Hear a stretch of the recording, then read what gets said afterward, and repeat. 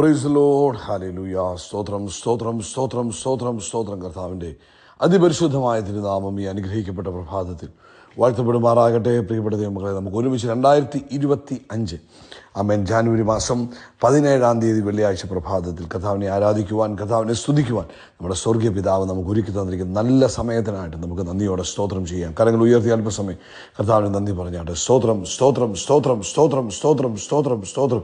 കഴിഞ്ഞ പകൽക്കാലം മുഴുവൻ നമ്മുടെ കർത്താവ് നമ്മളെ കാത്തുപരിപാലിച്ചല്ലോ. കർത്താവിനൊന്ന് സ്തോത്രം പറഞ്ഞേ. അവൻ എത്ര അത്ഭുതകരമായിട്ടാണ് കർത്താവ് നമ്മളെ കാത്തുപരിപാലിച്ചത്. അവൻ കരങ്ങൾ ഉയർത്തിയിട്ട് പറയാം, കർത്താവെ നന്ദിയോടെ സ്തോത്രം, നന്ദിയോടെ സ്തോത്രം, നന്ദിയോടെ സ്തോത്രം, സ്തോത്രം സ്തോത്രം. രാത്രികാലം നല്ല ഉറക്കം തന്നില്ലേ? കർത്താവിന് കരങ്ങൾ ഉയർത്തിയിട്ട് പറയാം, കർത്താവെ നന്ദിയോടെ സ്തോത്രം, സ്തോത്രം സ്തോത്രം സ്തോത്രം സ്തോത്രം.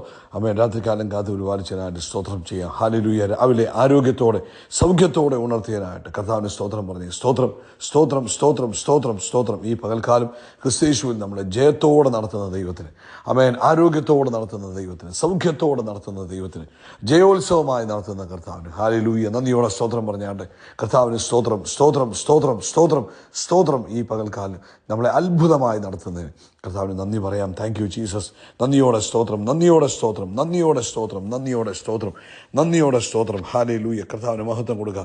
എല്ലാവരും അല്പസമയം കർത്താവിന് സ്തോത്രം പറഞ്ഞാണ്ട് ഏറ്റവും ശ്രേഷ്ഠമായി നമ്മളെ നടത്തുന്ന നല്ല കർത്താവിന് നമുക്ക് സ്തോത്രം ചെയ്യാം. 103-ാം സങ്കീർത്തനം പറയുന്നു, എൻ മനമേ യഹോവയെ വാഴ്ത്തുക, എൻ്റെ സർവാന്തരംഗമേ അവൻ്റെ വിശുദ്ധ നാമത്തെ വാഴ്ത്തുക. എൻ മനമേ യഹോവയെ വാഴ്ത്തുക, കർത്താവിൻ്റെ ഉപകാരങ്ങൾ ഒന്നും മറക്കരുത്. നമ്മുടെ ജീവിതത്തിൽ കർത്താവ് ചെയ്ത ഉപകാരങ്ങളെ ഒന്നും മറക്കരുത്. അത് തിരുവഴുത്ത് നമ്മളെ ഓർപ്പിക്കുക. അതുകൊണ്ട് ഇന്ന് പ്രഭാതത്തിൽ കർത്താവ് ചെയ്ത നന്മകളെ ഓർത്ത് നമുക്ക് അല്പസമയം കർത്താവിന് സ്തോത്രം ചെയ്യാം. തന്ന ആരോഗ്യത്തിനായിട്ട് ഒന്ന് സ്തോത്രം പറഞ്ഞ്, തന്ന ആയുസ്സിനായിട്ട് ഒന്ന് സ്തോത്രം പറഞ്ഞാട്ടെ, തന്ന കുടുംബജീവിതത്തിനായിട്ട് സ്തോത്രം പറഞ്ഞാട്ടെ, ദാനമായി തന്ന കുഞ്ഞുങ്ങൾക്കായിട്ട് സ്തോത്രം പറഞ്ഞാട്ടെ. ഹല്ലേലൂയ. നമുക്ക് ലഭിച്ച രക്ഷയോർത്തൊന്ന് സ്തോത്രം പറഞ്ഞ്, യേശുവിൻ്റെ രക്തം നമ്മുടെ സകല പാപവും പോക്കി നമ്മളെ ശുദ്ധീകരിച്ചിരിക്കുന്നത് ഓർത്ത് സ്തോത്രം പറഞ്ഞാട്ടെ, നമ്മളെ നീതീകരിച്ചിരിക്കുന്നത് ഓർത്ത് സ്തോത്രം പറഞ്ഞാട്ടെ. നമ്മുടെ ജീവിതത്തിൽ തന്നിരിക്കുന്ന എല്ലാ നന്മകൾക്കും, എല്ലാ അനുഗ്രഹങ്ങൾക്കും നമുക്ക് സന്തോഷത്തോടെ അല്പസമയം കർത്താവിന് സ്തോത്രം ചെയ്യാം. Thank you Jesus. നന്ദിയോടെ സ്തോത്രം, നന്ദിയോടെ സ്തോത്രം, നന്ദിയോടെ സ്തോത്രം. ഹല്ലേലൂയ. കർത്താവെ ഞങ്ങൾ അങ്ങേ സ്തുതിക്കുന്നു. കർത്താവെ ഞങ്ങൾ അങ്ങേക്ക് നന്ദി പറയുന്നു. കർത്താവെ ഞങ്ങൾ അങ്ങേ നാമത്തെ ഉയർത്തുന്നു. ആ നാമം സകല നാമത്തിലും മേലായ നാമമാക്കിയാൽ ഞങ്ങൾ അങ്ങേക്ക് സ്തോത്രം ചെയ്യുന്നു. നമുക്ക് ഒരുമിച്ച് പ്രാർത്ഥിക്കാം. പിതാവേ, ഈ പ്രഭാതത്തിൽ യേശു ക്രിസ്തുവിൻ്റെ നാമത്തിൽ ഞങ്ങൾ അങ്ങേക്ക് നന്ദി പറയുന്നു. ഇന്ന് ഈ ശബ്ദം കേൾക്കുന്ന എല്ലാവർക്കും വേണ്ടി പ്രാർത്ഥിക്കുന്നു. എല്ലാവരെയും അങ്ങയുടെ കരങ്ങളിലേക്ക് ഏൽപ്പിച്ച് പ്രാർത്ഥിക്കുക. ഓരോരുത്തരുടെ ആവശ്യങ്ങൾ അപ്പം അറിയുന്നു. ഓരോരുത്തരുടെ ആവശ്യങ്ങളിൽ കർത്താവ് ചെയ്യാൻ പോകുന്ന വലിയ പ്രവൃത്തികൾക്കായിട്ട് സ്തോത്രം. പ്രത്യേകിച്ച് ഈ പ്രഭാതത്തിൽ രോഗികൾ സൗഖ്യമാകട്ടെ.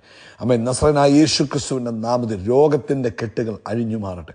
ഓപ്പറേഷൻ ചെയ്തേ മതിയാകുള്ളൂ എന്ന് പറഞ്ഞിരിക്കുന്ന കേസുകൾ ഇന്ന് പൽക്കാലം യേശുവിൻ്റെ നാമത്തിൽ അത്ഭുതങ്ങൾ നടക്കട്ടെ. ഹല്ലേലൂയ. അത്ഭുതങ്ങൾ ഇന്ന് പൽക്കാലം നടക്കട്ടെ. പ്രത്യേകിച്ച് ഐ റിലേറ്റഡ് ആയിട്ടുള്ള പ്രോബ്ലം, കണ്ണുമായിട്ടുള്ള വിഷയത്തിൽ ആമേൻ ഓപ്പറേഷൻ ചെയ്തേ മതിയാവൂ എന്ന് പറഞ്ഞിരിക്കുന്ന കേസുകൾ ഇപ്പോൾ യേശുവിൻ്റെ അധികാരമുള്ള നാമത്തിൽ അത്ഭുതകരമായി സൗഖ്യമാകട്ടെ. അത്ഭുതകരമായി സൗഖ്യമാകട്ടെ.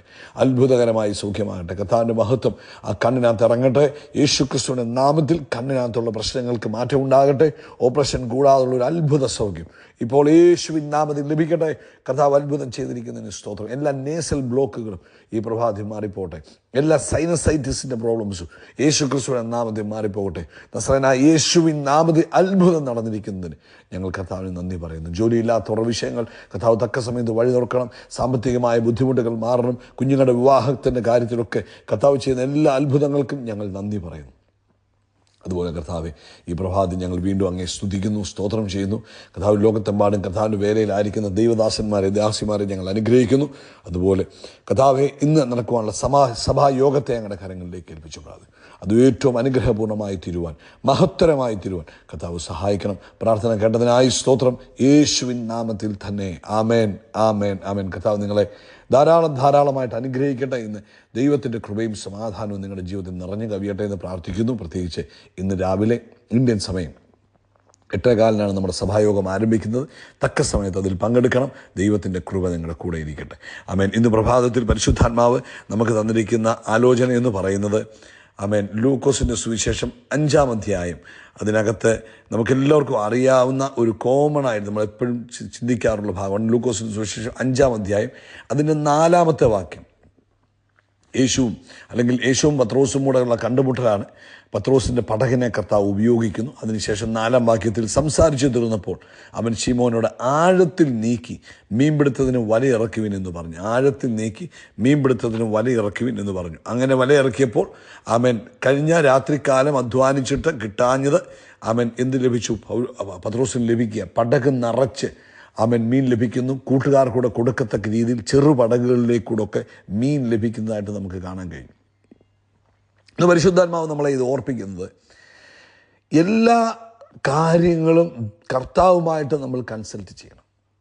എല്ലാത്തിൻ്റെയും പ്ലാനുകൾ പരിശുദ്ധാത്മാവാണ് ചെയ്യേണ്ടത്. നമ്മളൊരു പ്ലാനും ചെയ്യരുത്.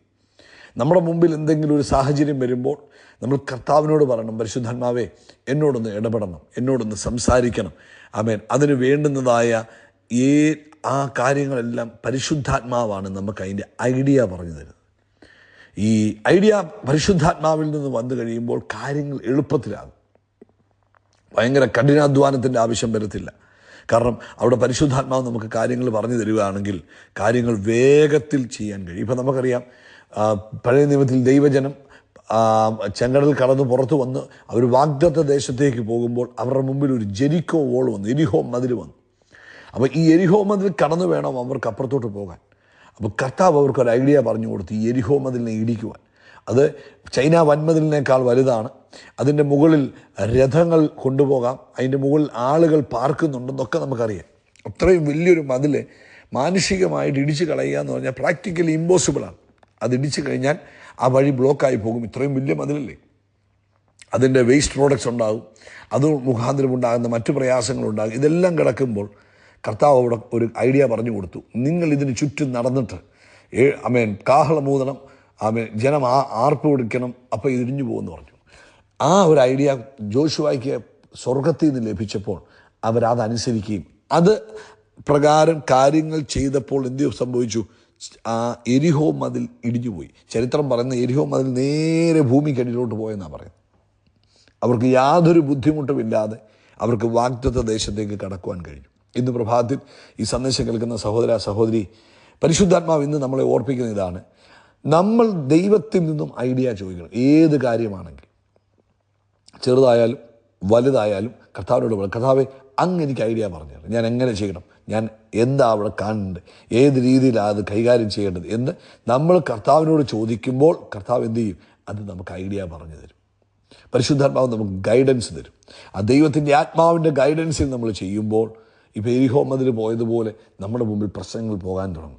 അതിപ്പോൾ ഹായ് പട്ടണം പിടിച്ച കാര്യമാണെങ്കിലും ജോർദാൻ പിളർന്ന കാര്യമാണെങ്കിലും എല്ലാം ഇങ്ങനെ ദൈവത്തിൻ്റെ ആലോചന ലഭിച്ചപ്പോൾ, ആലോചന പ്രകാരം അവർ പ്രവർത്തിച്ചപ്പോൾ അതെല്ലാം വേഗത്തിൽ പരിഹരിക്കപ്പെടുവാൻ കാരണമായി. അതുപോലെ ഇന്ന് പ്രഭാതത്തിൽ 2025 ദൈവാത്മാവിൻ്റെ ആലോചന ചോദിച്ച് ഏത് വിഷയമായാലും, ചെറിയ വിഷയമായിക്കോട്ടെ വലിയ വിഷയമായിക്കോട്ടെ, ആലോചനയിൽ കാര്യങ്ങളെ ചെയ്യുമ്പോൾ അത് വേഗത്തിൽ കാര്യങ്ങൾക്ക് തീരുമാനമാകും. കേട്ടോ, കർത്താവ് നിങ്ങളെ അനുഗ്രഹിക്കട്ടെ.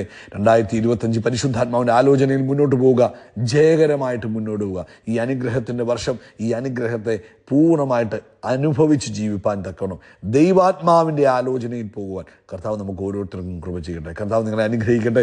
നിങ്ങൾക്ക് ഈ മെസ്സേജ് അനുഗ്രഹമായെങ്കിൽ മറ്റു ചിലർക്കൂടെ ഷെയർ ചെയ്ത് കൊടുക്കണം. കേട്ടോ, യേശു ക്രിസ്തു മുഖാന്തരം നമുക്ക് എല്ലാത്തിലും ജയം തന്ന പിതാവിന് നമുക്ക് ഒന്നുകൂടെ കർത്താവിന് സ്തോത്രം ചെയ്യാം. ഈ വർഷം ഇയർ ഓഫ് ബ്ലെസ്സിങ് ആണ്. ആ ബ്ലെസ്സിങ്സിനകത്ത് ജീവിപ്പാൻ പരിശുദ്ധാത്മാവ് സഹായിക്കട്ടെ. കരങ്ങൾ ഉയർത്തി പറ, I am blessed, I am really blessed, I am permanently blessed and highly favored. Amen, amen, amen. യേശു ക്രിസ്തുവിന്റെ നാമത്തിൽ നമ്മൾ ആകാശത്തിലെ നക്ഷത്രങ്ങൾ പോലെയും കടൽ തീരത്തിലെ മണൽത്തരി പോലെയും വർദ്ധിച്ചു വരികയും. God bless you, God bless you, God bless you.